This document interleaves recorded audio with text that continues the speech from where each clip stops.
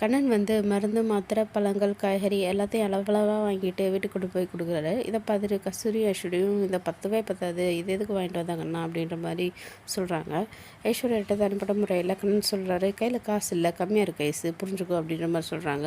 அதெல்லாம் எனக்கு தெரியாதுங்கிற மாதிரி ஒரு பொறுப்பில்லாத பதிலை வந்து ஐஸ்வர்யா சொல்கிறாங்க. ஜனார்தனன் வந்து ராஜா டெய்லர்ஸ் சுப்பையா வந்து சீட்டு போட்ட பணத்தெல்லாம் வாங்கிட்டு ஊரை விட்டு ஓடி போயிட்டாரு, அவரை வந்து போலீஸ் தேடிட்டு இருக்கு அப்படின்ற மாதிரி வீட்டில் இருக்கவங்ககிட்ட சொல்கிறாரு. மீனா ரெண்டு அதுக்கு சொல்கிறாங்க, ஜீவா எது செஞ்சாலும் உங்கள் நல்லதுக்கு தான்ப்பா செய்வார், நீங்கள் தயவு செஞ்சு ஜீவா புரிஞ்சுக்கோங்க, அவன் மனசு காயப்படுத்துகிற மாதிரி பேசாதீங்க அப்படின்ற மாதிரி சொல்கிறாங்க. ஜீவா கிட்ட ஜனார்தனன்ட்டு இந்த விஷயத்த சொல்கிறாரு. அதுக்கு ஜீவான்ட்டு சொல்கிறாரு, அடுத்ததாக சிதம்பரங்கிற ஒருத்தவரும் வந்து இதே மாதிரி தான் இருக்கார், தயவு செஞ்சு அவங்ககிட்ட பிஸ்னஸ் பண்ண வேணாம் அம்மா அப்படிங்கிற மாதிரி சொல்கிறாரு.